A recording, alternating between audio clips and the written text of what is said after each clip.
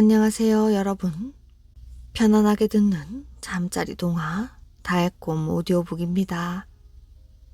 오늘도 저의 이야기를 들어주셔서 정말 감사합니다. 오늘은 신비롭고 재미있는 우리나라 신화 이야기를 들려드리겠습니다. 오늘도 편안한 밤 되시길 바랍니다. 복을 타고난 아이. 옛날에 남의 집 분팔이나 하면서 그럭저럭 살아가는 부부가 있었습니다. 그런데 첫째 딸을 낳고 보니 그나마도 먹을 게 떨어져 거의 굶어 죽을 지경이었지요. 아기에게 먹일 젖조차 나오질 않아 굶겨 죽일 판이었습니다. 그래서 보다 못한 마을 사람들이 은그릇에 미음을 쑤어서 아기에게 먹여주었지요. 이름은 은장아기라 불렀습니다. 은장아기가 태어난 지 2해가 지나자 부부에게 또 딸이 태어났습니다. 마을 사람들은 녹그릇에 미음을 써서 아기에게 먹여주었지요. 그러고는 이름을 노짱아기라고 지어주었습니다. 그런데 2해가 지나자 부부가 또 딸을 낳았습니다. 이번에도 마을 사람들이 미음을 써서 아기를 먹여주었지만 이번에는 은그릇도 놋그릇도 아닌 나무 바가지에 담아왔습니다. 그리고 이름도 가문장 아기라고 불렀지요. 그런데 가문장 아기가 태어나자 입에 풀칠도 못하고 살던 부부에게 갑자기 좋은 일이 생겼습니다. 재산도 눈덩이처럼 불어나 그 동네에서 가장 큰 부자가 되었지요. 세월이 흘러 가문장 아기가 15살이 되었습니다. 어느 날 부부가 세 딸을 불러놓고 물었지요. 우리 큰딸 은장아기야, 너는 누구 덕에 먹고 입고 사느냐? 은장아기가 대답을 했습니다. 그야 부모님 은덕이지요. 그러자 부부는 흡족해하며 둘째 딸에게 물었습니다. 우리 둘째 딸 노짱아기야, 너는 누구 덕에 먹고 입고 사느냐? 그야 부모님 은덕이지요. 노짱아기도 다소곳하게 대답을 했습니다. 부부는 마지막으로 물었습니다. 우리 막내 가문장아기야, 너는 누구 덕에 먹고 입고 사느냐? 가문장아기가 대답을 했지요. 모두가 부모님 은덕이기도 하지만 저는 제 복에 먹고 삽니다. 가문장아기 대답을 들은 부모님은 벌쩍 뛰었습니다. 낳아주고 먹여주고 입혀주고 재워주었더니 그 은공도 모르는구나. 너는 집을 떠나거라. 집을 나가서도 네 덕에 잘 먹고 잘 살지 어디 두고 보자. 그러면서 부모님은 가문장아기를 내쫓았습니다. 아버님, 어머님, 그동안 잘 살고 계십시오. 가문장아기는 큰 절을 올리고 집을 떠났습니다. 그런데 막상 떠나는 가문장아기의 뒷모습을 보니 어머니는 안쓰러운 마음이 들었지요. 그래서 은장아기를 불렀습니다. 어서 나가, 가엾은 우리 막내딸. 식은 밥에 물이라도 말아먹고 가라고 해라. 하지만 은장아기는 가문장아기를 뒤따라가서 노뚜돌 위에서 이렇게 말을 했습니다. 불쌍한 내 동생아, 빨리 도망가렴. 아버지 어머니가 너를 때리려 쫓아오신다. 그러자 가문장아기가 대답을 했지요. 불쌍한 우리 언니, 노두돌 아래로 내려서면 청진해로 변할 거예요. 가문장아기의 말이 끝나자마자 은장아기가 노뚜돌 아래로 내려섰습니다. 그 순간 은장아기는 청진해로 변하고 말았지요. 그런데 은장아기가 나가 돌아오지 않자 어머니가 노짱아기를 불러 말했습니다. 어서 나가, 가엾은 우리 막내딸, 식은 밥에 물이라도 말아먹고 가라고 해라. 하지만 노짱아기는 가문장아기를 뒤따라가서 걸음 위에서 이렇게 말을 했지요. 불쌍한 내 동생아, 빨리 도망가렴. 아버지 어머니가 너를 때리러 쫓아 나오신다. 그러자 가문장아기가 대답을 했습니다. 불쌍한 우리 언니. 걸음에서 내려서자마자 용달버섯으로 변할 거예요. 가문장아기 말이 끝나자마자 노장아기는 밟고 섰던 걸음에서 내려왔지요. 그 순간 용달버섯으로 변하고 말았습니다. 부모님은 은장아기와 노장아기를 하루 종일 기다렸습니다. 하지만 해가 지도록 돌아오지 않자 둘을 찾아 나섰지요. 그런데 문 지방을 넘다 넘어지는 바람에 둘 다 장님이 되고 말았습니다. 그 뒤 모아둔 돈도 다 써버리고 다시 거지가 되고 말았지요. 한편 집에서 쫓겨난 가문장아기는 고개를 넘고 또 넘었습니다. 그러다 날도 저물고 발도 아파 쉴 곳을 찾았지요. 때마침 허름한 오두막집을 본 가문장아기는 그 집에서 하룻밤 신세를 지기로 했습니다. 지나가는 사람인데 하룻밤 묵어갈 수 있을까요? 우리 집엔 아들만 삼형제가 있어 묵어갈 수 있는 방이 없소. 혹시 부엌에서라도 좋다면 그렇게 하시지요. 네, 고맙습니다. 가문장아기는 부엌에 들어가 지친 몸을 웅크리고 앉았습니다.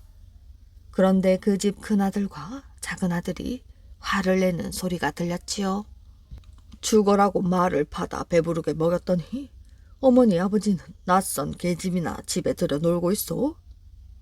잠시 뒤 막내 아들의 즐거운 웃음소리가 들렸습니다. 좀처럼 사람 구경을 하기 힘든 집에 손님이 오셨구나. 앞으로 우리 집에 좋은 일이 생기겠소. 그리고는 삼형제가 부엌으로 들어와 말을 삶았습니다. 그런데 큰아들은 마의 양끝을 떼어 부모님께 드리고 맛있는 부분을 자기가 다 먹었지요. 둘째 아들도 마찬가지였습니다.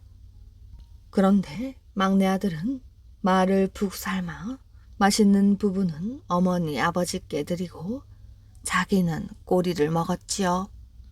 삼형제가 하는 짓을 가만히 보던 가문장아기는 막내 아들에게 시집을 가기로 했습니다. 물론 막내 아들 역시 흔쾌히 가문장아기를 색시로 삼기로 했지요. 그래서 그날 밤 둘은 찬물 한 그릇 떠놓고 결혼식을 올렸습니다. 다음 날 가문장아기는 막내 아들에게 마 파던 곳을 보여달라고 했지요.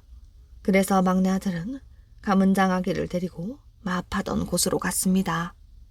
그런데 자갈인 줄 알고 던져버린 것이 모두 금덩이로 변해 있었습니다.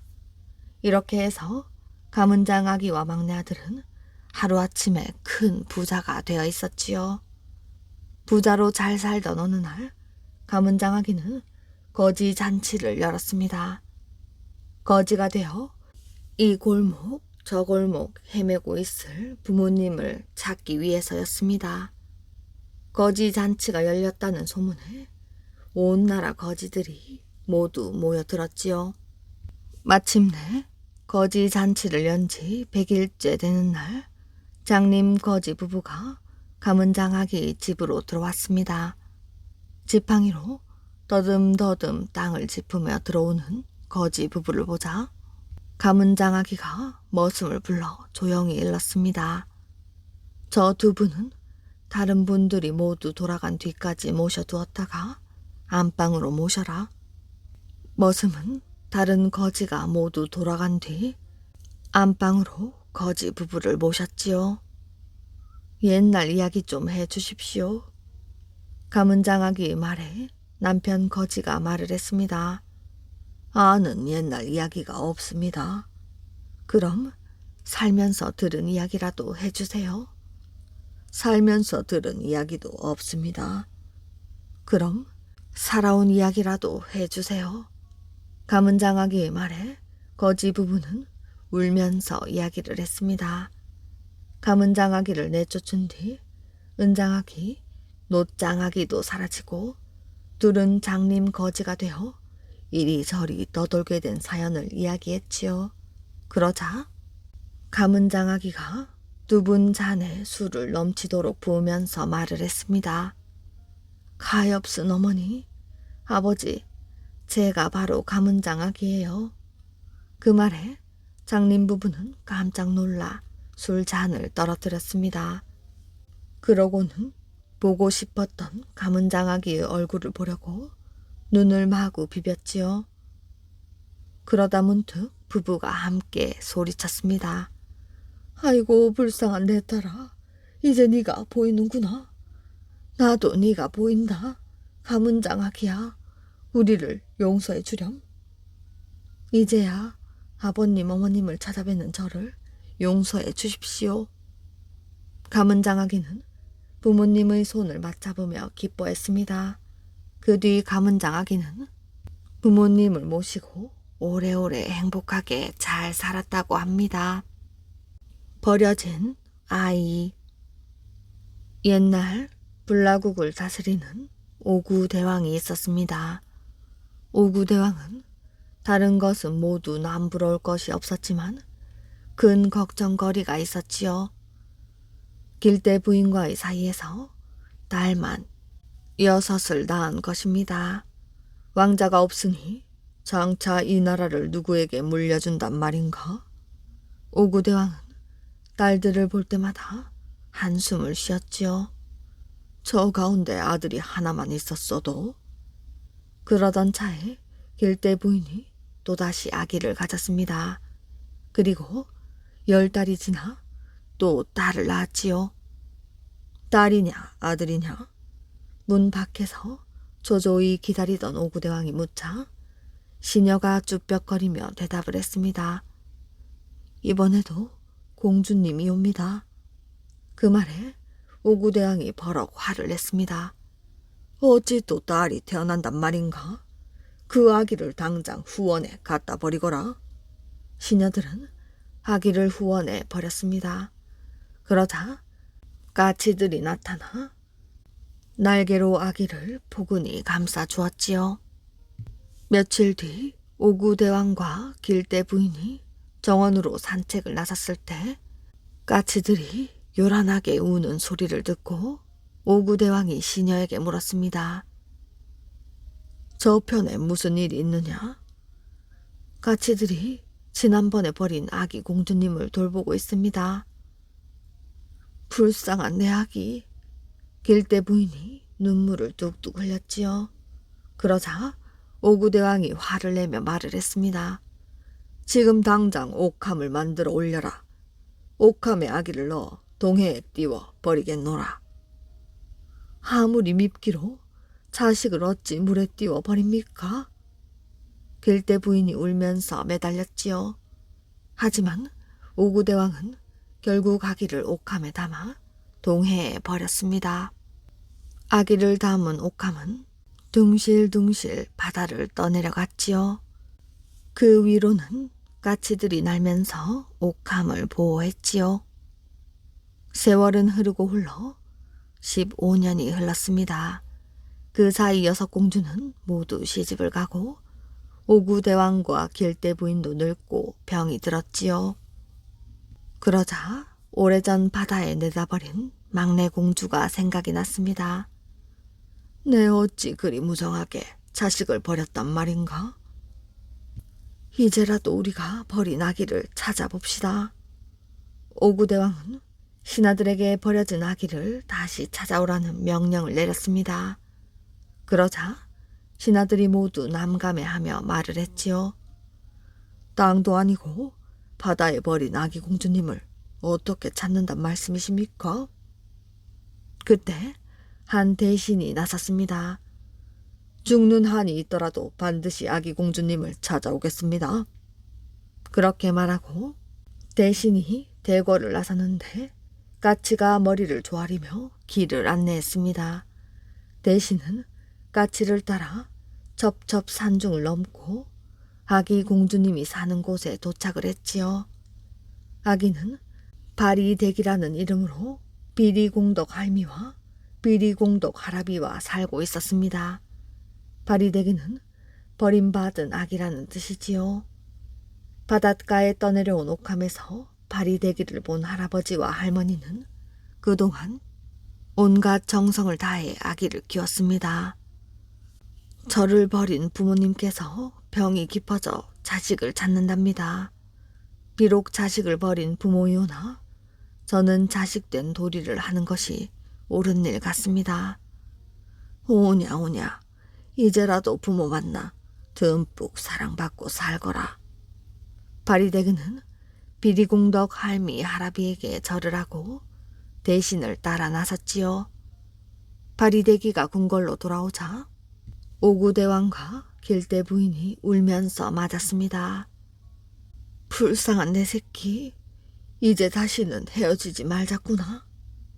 발이되기는 모처럼 부모님의 사랑을 듬뿍 받으며 행복하게 지냈습니다. 하지만 이런 행복도 잠시 오구대왕과 길대 부인의 병이 하루가 다르게 깊어져 언제 죽을지 모르는 형편이 되었습니다. 저승에 가면 병을 고칠 수 있는 약이 있긴 있습니다. 허나 이승도 아닌 저승을 누가 다녀올지. 의원의 말에 오구대왕이 6딸을 불러 물었습니다. 너희 가운데 누가 우리를 위해 저승에 다녀오겠느냐? 그러자 6딸 모두 고개를 저었지요. 남편이 있고 자식이 있는데 어찌 목숨을 내놓고 저승으로 가겠습니까? 그러자 발이되기가 말했습니다. 저는 언니들처럼 부모님의 사랑을 받으며 자라지는 못했습니다. 하지만 저를 낳아주신 것만으로도 그 은혜를 갚을 길이 없다고 생각합니다. 제가 가겠습니다. 발이되기는 곧바로 부모님에게 인사를 드리고 길 떠날 준비를 했지요. 그러고는 떠나기 전 언니들에게 당부를 했습니다. 언니들, 제가 올 때까지 부모님께서 돌아가시더라도 장례식을 올리지 말아주세요. 발이되기는 홀로 멀고 험한 길을 떠났지요. 걷고 걷다 보니 가시나무로 된 울타리에 하늘에 닿을 듯 높이 서 있는 성이 우뚝하니 앞을 버티고 서 있었습니다. 그대는 누구이기에 사람이 못 올 곳까지 왔소? 이 성의 주인인 신선이 문 앞에 서 있다 물었지요. 부모님의 목숨을 구하기 위해 이곳 저승까지 한달음에 왔습니다. 부디 저를 도와주십시오. 발이되기가 저를 3번 올리며 말을 했습니다. 그러자 신선이 말을 했지요. 3년은 물을 길어주고 3년은 불 떼주고 3년은 나무를 베어다 주면 그리하리다. 부모님을 위한 일이라면 무슨 일이든 못하겠습니까? 그렇게 하겠습니다. 발이되기는 물 깃기 3년, 불 떼기 3년, 나무 베기 3년을 했습니다. 그러자 신선이 말했지요.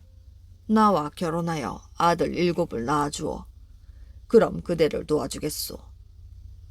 그렇게 하겠습니다.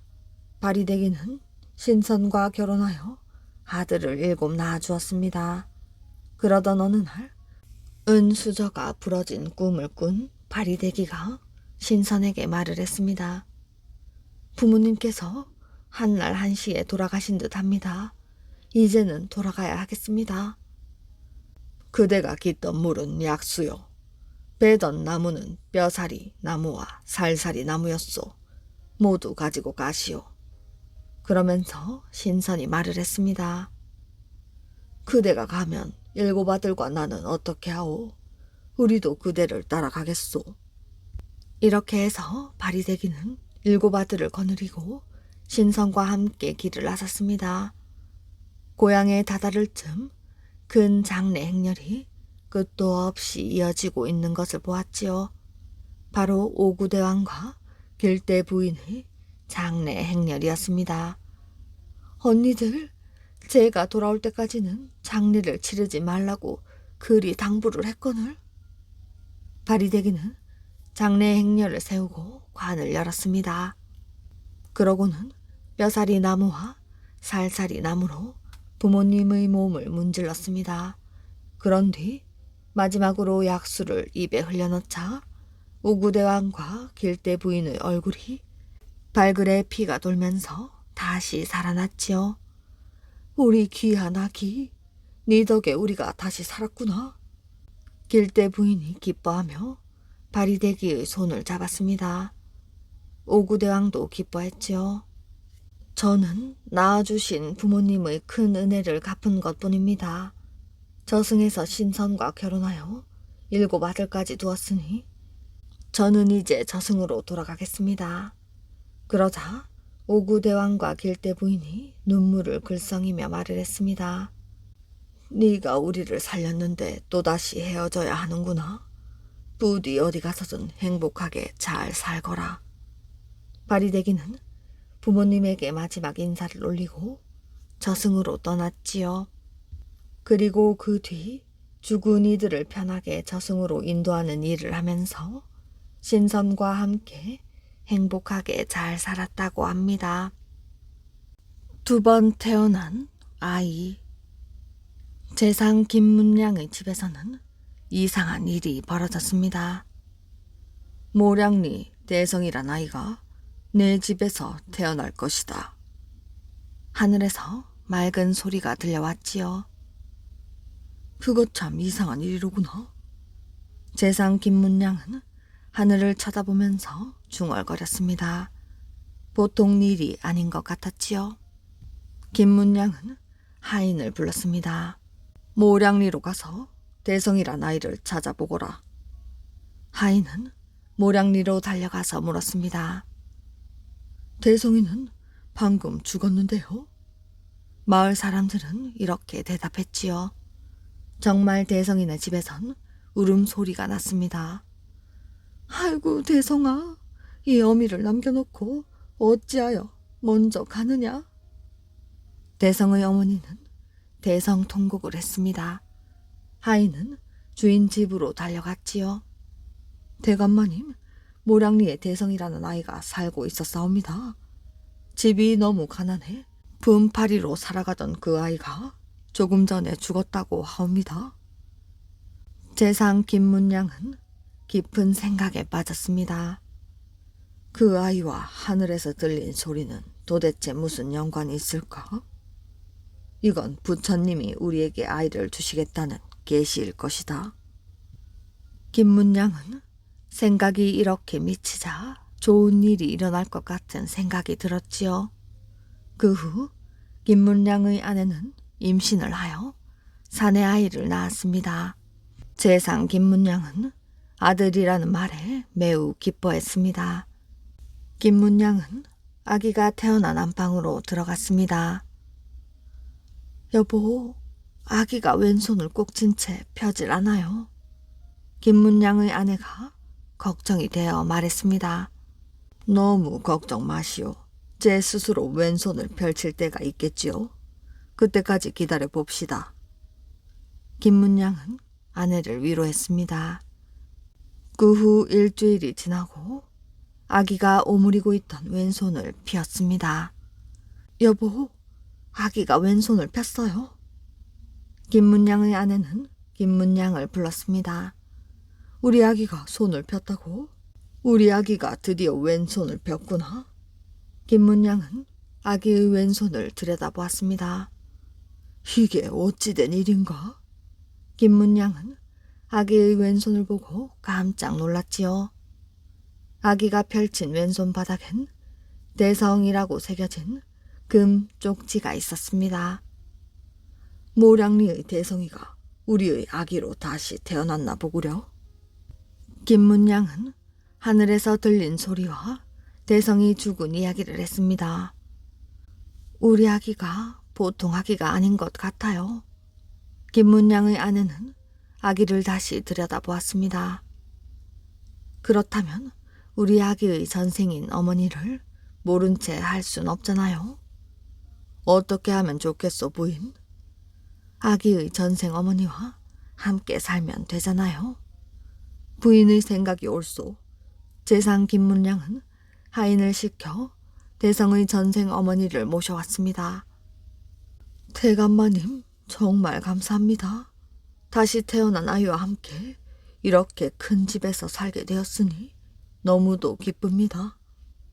대성의 전생의 어머니는 김문량 대감에게 고마운 인사를 몇 번이고 되풀이하였습니다.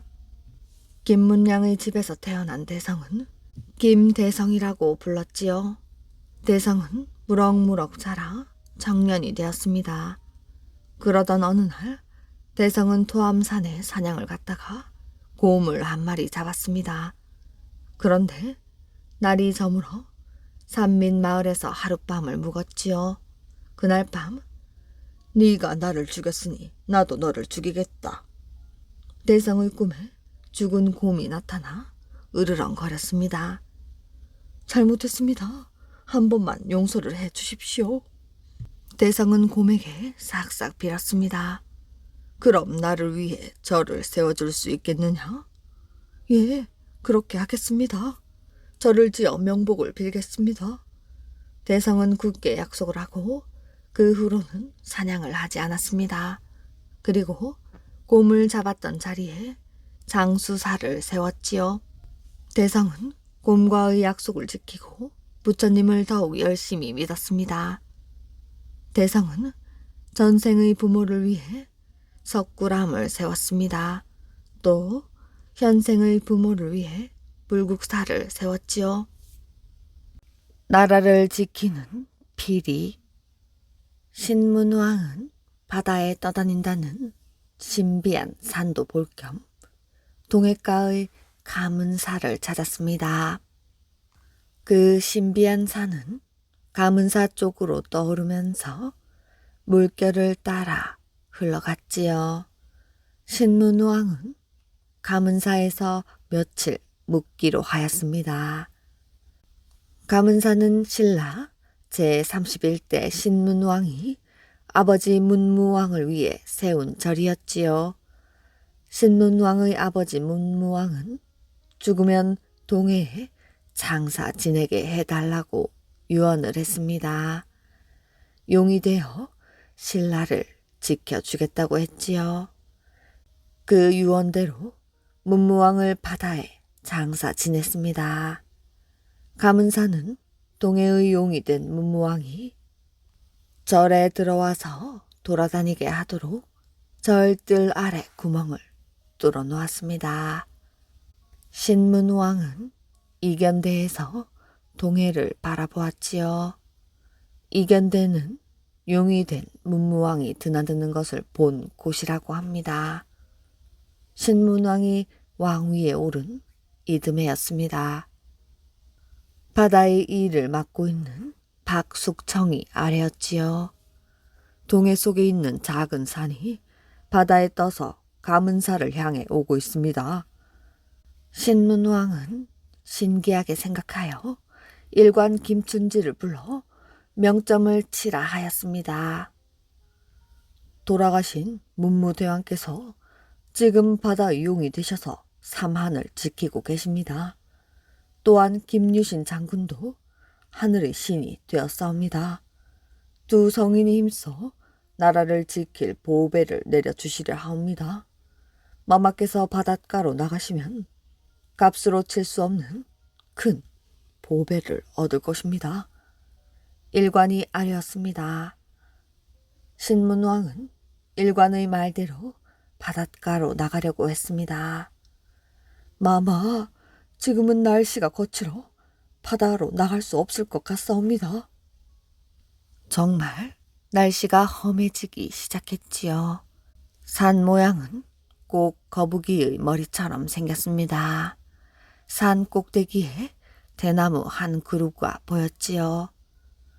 저 대나무는 낮에는 둘이 되었다가 밤이면 다시 합쳐져 하나가 되옵니다. 참으로 이상한 산이로구나. 신문왕은 이렇게 말하고 가문사로 가서 묵었지요. 하늘이 캄캄하고 비바람이 몰아쳤는데 7일 동안이나 계속되었습니다. 그러다가 8일째 되던 날 날씨가 맑게 개었지요. 신문왕은 배를 타고 바다로 나아가 그 산으로 올라갔습니다. 그러자 용 한 마리가 검은 옥대를 받들어 신문왕에게 바쳤습니다. 이 산이 대나무와 함께 갈라졌다 합쳐졌다 하는 연유가 무엇인가? 신문왕은 용에게 물었지요. 한 손으로는 소리를 낼 수 없습니다. 두 손으로 마주쳐야 소리가 나는 것과 같지요. 이 대나무도 합쳐져야만 소리가 나옵니다. 이것은 훌륭하신 대왕께서 소리로 천하를 다스릴 상서로운 징조입니다. 대왕께서 이 대나무로 피리를 만들어 부시면 세상이 평안해질 것이옵니다. 대왕의 아버님 되시는 문무대왕께서는 이미 용왕이 되셨고 김유신 장군은 전신이 되셨습니다. 이 두 분이 마음을 합하여 저에게 이 보배를 갖다 드리게 하셨사옵니다. 신문왕은 기뻐하며 그 보배를 받았습니다. 신문왕은 그 보답으로 오색 비단과 금과 옥을 용에게 주었지요. 그리고 대나무를 베어 무트로 나왔습니다. 마마, 바다에 떠있던 산이 사라졌사옵니다. 신하가 소리쳤습니다. 무트로 나온 신문왕이 신하가 가리키는 곳을 바라보았지요. 정말 산과 용은 감쪽같이 사라져버렸습니다. 참으로 신비스러운 산이로구나. 이는 신라에 대한 좋은 징조가 틀림없다. 신문왕은 그 다음 날 감은사를 떠나 대궐로 돌아가고 있었습니다. 지림사의 서쪽 시냇가에 자리를 잡고 점심을 먹고 있을 때였지요. 이때 태자 이공이 대궐을 지키고 있다가 이 소식을 듣고 달려왔습니다. 태자는 훗날 제32대 효소왕이 됩니다. 태자는 옥대를 자세히 살펴보았지요. 아바마마, 이 옥대는 여러 쪽으로 되어 있사옵니다. 그 여러 쪽은 모두 진짜 용입니다. 네가 그걸 용이라고 어찌하느냐?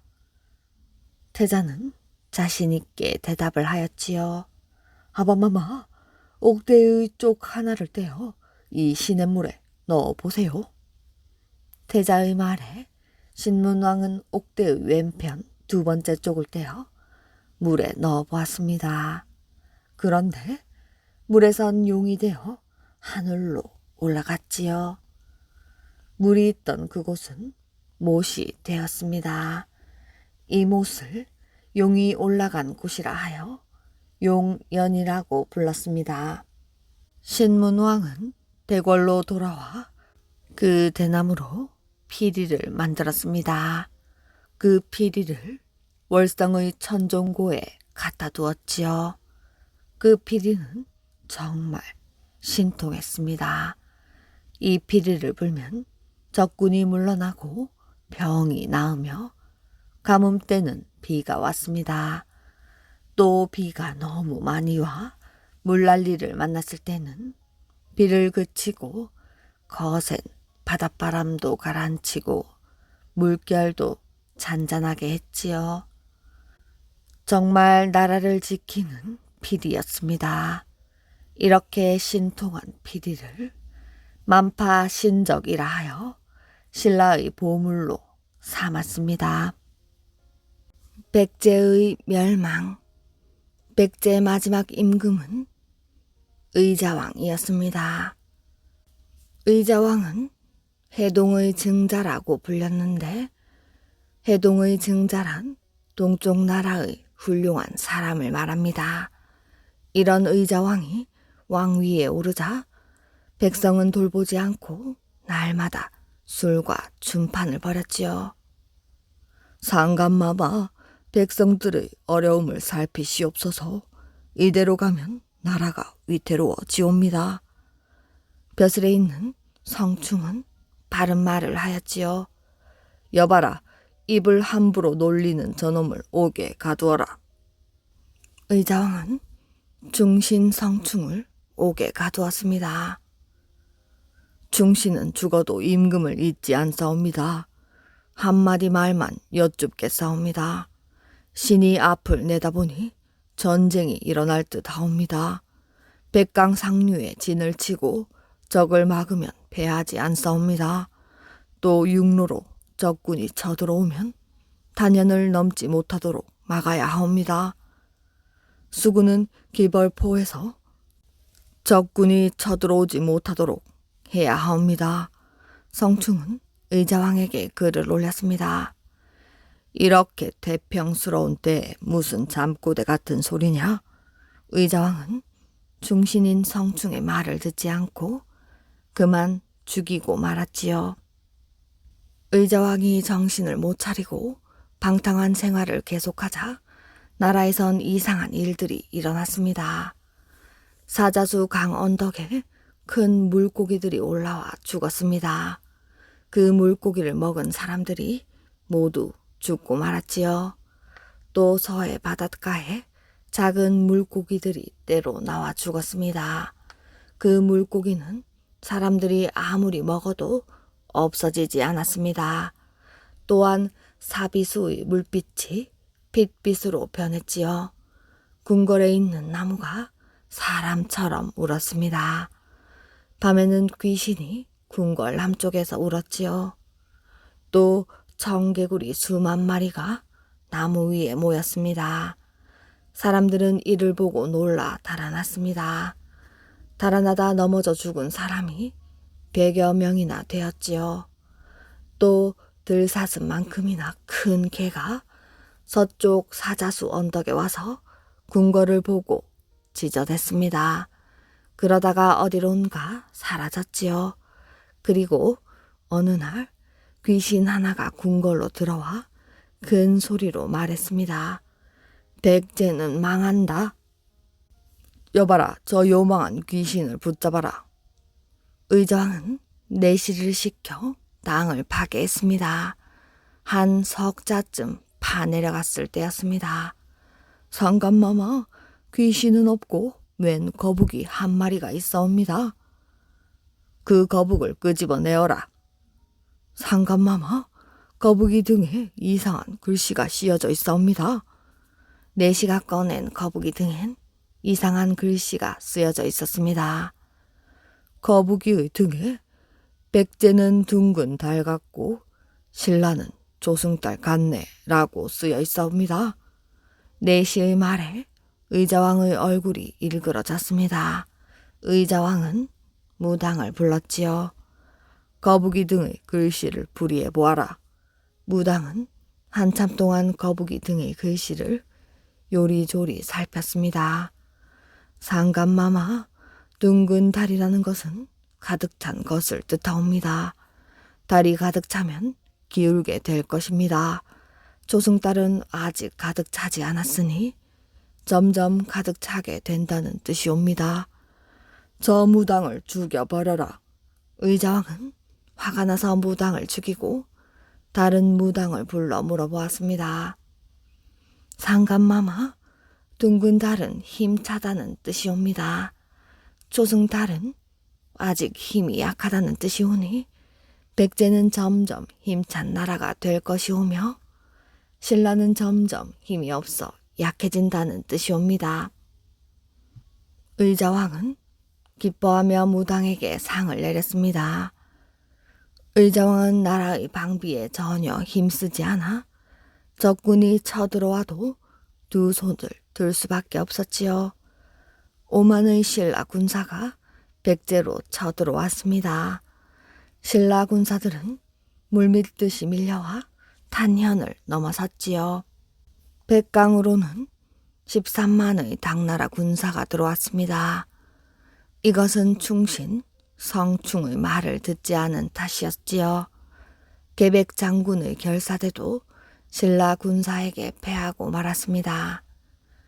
내가 충신, 성충의 말을 듣지 않고 있다가 이 지경이 되었구나. 의자왕은 태자 융을 데리고 북쪽 웅진성으로 도망쳤으나 바로 잡히고 말았습니다. 백제는 이렇게 망해버리고 말았지요.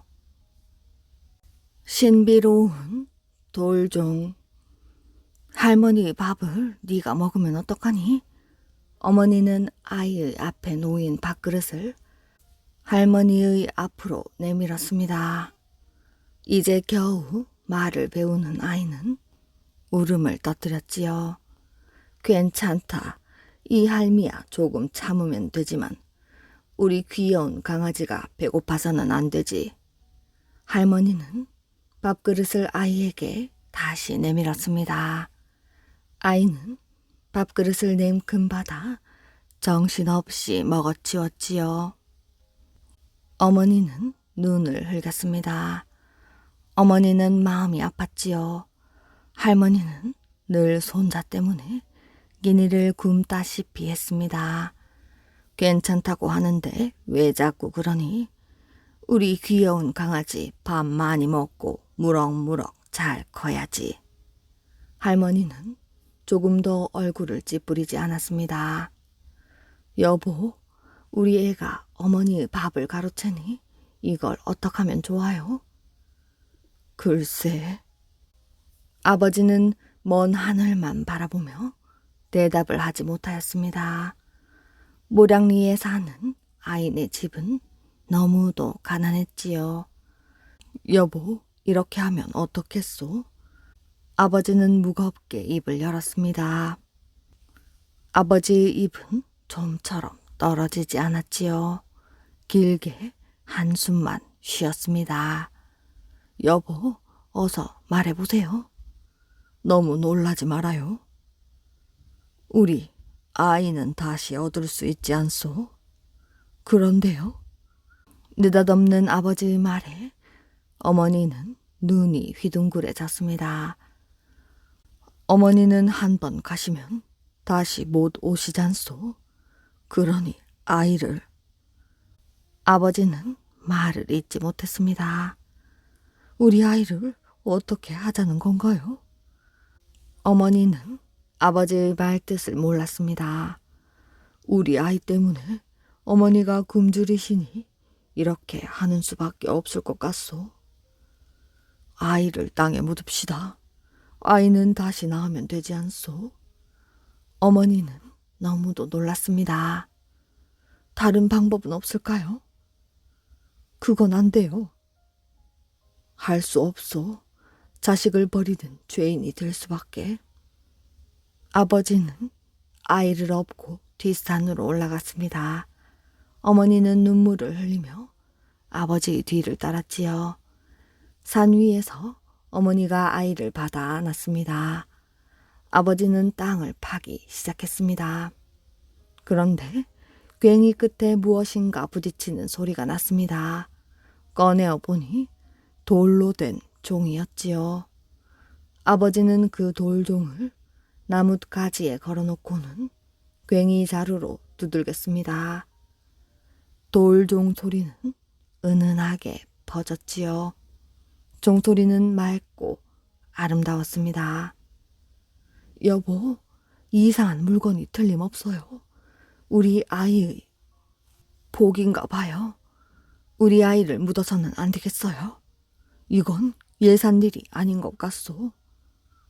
아버지도 어머니의 말에 고개를 끄덕였습니다. 집에 돌아온 아버지는 돌종을 처마 밑에 달아놓고 아침 저녁으로 돌종을 두드렸습니다. 이 종소리가 어디에서 나는고? 종소리가 아주 맑고 곱게 들리니 예사로운 종소리가 아닌 것 같구나. 빨리 가서 자세히 알아오도록 해라. 흥덕왕의 분부가 떨어지자 신하들은 손순을 만나 돌종을 얻게 된 내력을 듣고 흥덕왕에게 아뢰었습니다. 중국 한나라 때 곽거라는 사람에게도 이런 일이 있었는데 손순의 효도를 하늘이 알아서 신비로운 돌종을 내렸구나. 자식을 생매장하는 건 그리 칭찬한 일은 못되지만 늙으신 부모 생각하는 마음을 높이 칭찬하지 않을 수 없구나. 흥덕왕은 기뻐하며 집 한 채를 내렸습니다. 그리고 해마다 벼 50섬을 주어 손순의 효성을 본받게 했습니다. 손순은 옛날 살던 집을 절로 만들어 홍효사라고 이름을 짓고 돌종도 함께 걸어놓았습니다. 그 뒤 후백제 군사들이 쳐들어와 돌종을 가져가 절만 남았다고 합니다. 새 여신을 만난 김유신. 김유신은 18세 때 검술을 완전히 익혀 국선이 되었습니다. 국선은 신라의 화랑을 말하지요. 김유신 밑에 백석이라는 낭도가 있었습니다. 백석이 어디서 온 사람인지는 아무도 몰랐지요. 백석은 김유신의 신임을 한 몸에 받았습니다. 김유신은 자나깨나 삼국을 통일할 생각뿐이었지요. 공께서 적국을 칠 계획이시라면 저와 함께 적국에 가서 그곳 실정을 알아낸 후 쳐들어가면 어떻겠습니까? 좋은 생각이구나. 먼저 고구려에 가서 내정을 살펴봐야겠다. 어느 날 김유신은 밤을 타서 백석과 함께 고구려를 향해 떠났습니다. 한참을 가다 잠시 쉬고 있는데 두 여인이 나타나서 김유신의 뒤를 따랐습니다. 김유신은 날이 저물어 하룻밤을 묵게 되었지요. 이때 또 한 여인이 나타났습니다. 김유신은 제 여인과 즐겁게 이야기를 하면서 이들을 믿게 되어 자신의 생각을 말해 주었습니다. 여인들이 김유신의 말을 듣고 속삭였지요. 공은 백석을 잠깐 여기에 두고 우리와 함께 저 숲속으로 들어가시지요. 공에게 도움이 되는 이야기를 해드리겠습니다. 김유신은 그 여인들을 따라 숲속으로 들어갔습니다. 여인들은 갑자기 신으로 변했습니다. 김유신 공, 우리들은 나라를 지키는 신입니다. 지금 적국 고구려 사람이 김유신 공을 유인해 가서 죽이려고 합니다. 백석이 바로 고구려의 첩자입니다. 우리가 이것을 알리려고 이렇게 왔습니다. 김유신은 여인들의 말을 듣고 깜짝 놀랐습니다. 말을 마친 여인들은 온데간데 없이 사라졌지요. 이 은혜는 잊지 않겠소. 김유신은 인사를 하고 숲속을 나왔습니다. 중요한 문서를 잊고 왔다. 빨리 가서 문서를 가지고 와야겠다. 어서 집으로 돌아가자. 김유신은 거짓말을 했습니다. 백석은 무슨 영문인지도 모르고 김유신의 뒤를 따랐습니다. 집에 돌아온 김유신은 백석을 묶었습니다. 김유신은 백석에게 호통을 쳤습니다. 백석은 모든 일이 들통이 난 것으로 알고 말을 했지요. 나는 고구려에서 첩자 임무를 띠고 신라로 왔소. 어떤 밀명을 띠고 왔는가? 이미 탄로가 났으니 바른 대로 말하겠소. 백석은 신라로 몰래 들어오게 된 까닭을 털어놓았습니다. 고구려에서는 장수왕 때 국경의 강물이 거꾸로 흐르는 이상한 일이 있었습니다. 그때 장수왕은 점쟁이 추남에게 점을 치게 하였습니다. 왕비가 부정한 일을 해서 그렇사옵니다. 점쟁이 추남의 말에 장수왕은 화를 냈습니다. 어디라고 거짓말로 입을 놀리느냐. 임금을 속이는 죄는 어떤 것인지 알겠지? 대왕마마, 저를 시험하여 보시옵소서. 만일 알아맞추지 못하면 대왕마마를 속인 죄가 되니 목을 빼시옵소서. 추남은 자기는 거짓말을 하지 않는다고 했습니다. 그렇다면 짐이 직접 시험을 해보겠노라. 장수왕은 쥐 한 마리를 상자 안에 넣고 점쟁이 추남에게 물었습니다. 이 속에 무엇이 들었느냐? 상자 안에는 쥐가 있는데 모두 8마리나 되옵니다. 저놈의 목을 쳐라. 쥐 한 마리를 넣었는데 8마리라니 거짓말을 잘도 하는구나. 장수왕은 화를 내었지요. 점쟁이 추남은 대연하게 말을 했습니다. 내가 죽은 뒤에 꼭 대장이 되어 고구려를 멸망시킬 것이오. 점쟁이 추남은 거짓말을 한 죄로 죽고 말았습니다. 점쟁이 추남이 죽은 뒤 상자 속의 쥐를 꺼내어 배를 갈랐더니 7마리나 되는 새끼가 있었지요. 점쟁이 추남의 말이 맞았던 것입니다. 용한 점쟁이가 틀림없었구나. 용한 점쟁이만 죽이게 되었군. 장수왕은 뉘우쳤지만 이미 엎질러진 물이었습니다. 장수왕은 그날 밤 꿈을 꾸었습니다. 꿈속에 점쟁이 추남이 신라 서현공 부인의 품속으로 들어가는 것을 보았지요. 훗날 추남은 서현공의 아들로 태어났습니다. 다음날 장수왕은 신하들에게 꿈 이야기를 하였습니다. 대왕마마, 추남이 죽을 때 한 말을 잊지 마소서.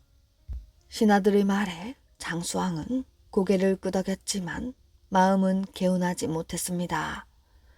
김유신을 유인해 와야겠다.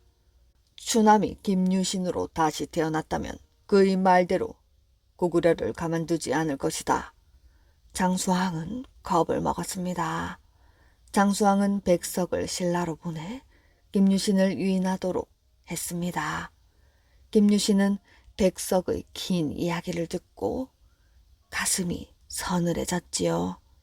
김유신은 백석을 죽이고 음식을 갖추어 새 여신에게 제사를 지냈다고 합니다. 선문대 할망. 옛날 옛적에 제주도에는 선문대 할망이라는 신선이 살았습니다. 할망은 키가 어찌나 큰지 한라산을 베개 삼고 누우면 제주도 앞바다까지 다리가 닿았다고 합니다. 그런데 어찌된 일인지 할망은 사람들을 피해 바닷속에서만 살았다고 합니다. 육지로 나오는 것은 100년마다 한 번씩 빨래를 할 때뿐이었지요. 어느 날 할망이 육지로 나오는 100년이 되는 날이었습니다. 할망이 바다에서 나와 100년 동안 입고 있던 속옷을 꺼내 빨래를 하기 시작했지요. 제주 앞바다에 있는 관탈섬이 할망의 빨래판이었습니다. 할망은 조물조물 빨래를 비비고 발로 밟으며 빨래를 하다가 그만 낡은 속옷을 찢고 말았지요. 이걸 어째 한 벌밖에 없는 내 속옷인데. 할망은 찢어진 속옷을 보고 한숨을 쉬었습니다. 그때 마침 붕악 소리가 들렸지요. 소리가 나는 곳을 돌아다 봤더니 그곳에는 마을 사람들이 모여 있었습니다. 뒤이어 새로 부임한 제주도지사가 탄 가마가 나타났지요. 제주도지사는 심술이 가득한 심술쟁이였습니다. 그걸 보던 할망은 사람들 쪽으로 다가가서는 제주도지사에게 긴 목을 쑥 내밀었습니다. 제주도지사는 어찌나 놀랐던지 가마에서 쿵 하고 떨어져 버렸지요. 할망이 나타나자 마을 사람들은 너무 놀라 허둥지둥 달아났습니다. 할망은 바들바들 떨고 있는 제주도지사를 손가락으로 집어 손바닥 위에 놓았지요. 누구세요? 누구긴 이놈아. 난 선문대 할망이다. 제주도지사가 고개를 갸웃거렸습니다. 제주도에 부임하면서도 선문대 할망을 모르다니 이놈 혼 좀 나야겠는걸. 할망은 일부러 무서운 표정을 지으며 호통을 쳤습니다. 살려주세요. 제발 살려주시면 뭐든지 시키는 대로 하겠습니다. 뭐든지 시키는 대로 하겠다고? 예, 뭐든지 하겠습니다. 그럼 한 달 안으로 명주 백동을 구해오너라. 할망은 찢어진 속옷을 다시 만들 생각이었지요. 어마어마하게 큰 할망의 옷을 만들려면 명주 백동 정도는 있어야 했습니다. 명주 백동을요? 명주 1동에 100필이면 백동이면 1만 필. 도지사의 입이 쩍 벌어졌지요. 하지만 도지사는 할 수 없이 그러겠다고 했습니다. 소나귀에서 풀려난 제주 도지사는 그 길로 관하로 달려갔습니다. 그날부터 온 마을의 명주들을 긁어 모으기 시작했지요. 그렇지만 워낙 가난한 마을이라서 아무리 마을 사람들을 쥐어짜도 명주 백동은 어림도 없었습니다. 날은 점점 흘러 할망과 약속한 한 달이 다 되어 갔지요. 제주 도지사는 안절부절 못해 마을 사람들을 들들 볶았습니다. 그 때문에 마을 사람들은 온종일 명주를 만드느라 다른 일은 하지 못했지요. 사람들은 제주 도지사와 할망에 대한 원망이 갈수록 커져갔습니다. 그때 마을에서 총명하기로 이름난 한 아이가 지사를 찾아왔습니다. 지사님, 제가 일주일 안에 명주 백동을 모아드릴 수 있어요? 지사는 귀가 솔깃해져 물었지요. 아니, 무슨 수로 명주 백동을 모은단 말이냐? 다 수가 있지요. 그런데 제게 소원이 하나 있습니다. 마을 사람들에게 내린 세금을 반으로 줄여주세요. 아이는 지사를 바라보며 또렷하게 말했습니다. 제주도지사는 명주 백동을 구할 수 있다면 아이의 소원쯤은 들어주어도 좋겠다며 얼른 허락을 해 주었지요. 아이는 그 길로 제주 앞바다에 있는 선문대 할망을 찾아갔습니다. 선문대 할망님, 선문대 할망님. 한참을 부르자 할망이 나타났습니다. 무슨 일이길래 이리 귀찮게 하는 것이냐? 아이는 할망을 보고도 무서워하지 않고 오히려 더 큰 소리로 따졌습니다. 할망 때문에 저희 마을 사람들이 지금 얼마나 힘든 줄 아세요? 명주 백동을 모으느라 아무것도 못한 채 지사에게 들들 볶이고 있다고요. 아이의 말에 할망은 눈을 동그랗게 떴습니다. 임금님이라면 모를까? 제주도에 어디에도 명주 백동은 구할 수 없어요. 임금님은 명주 백동을 가지고 있느냐? 그럼요. 뭐 할망이 육지까지 다리를 놓아준다면 임금님이 상으로 주실지도 모르잖아요. 아이는 당돌하게 말했습니다. 할망은 곰곰이 생각을 하더니 아이에게 말을 했습니다. 알았다. 내가 다리를 놓아줄 테니 임금께 꼭 명주 백동을 달라고 해라. 정말이요? 아이는 뛸 듯이 기뻤습니다.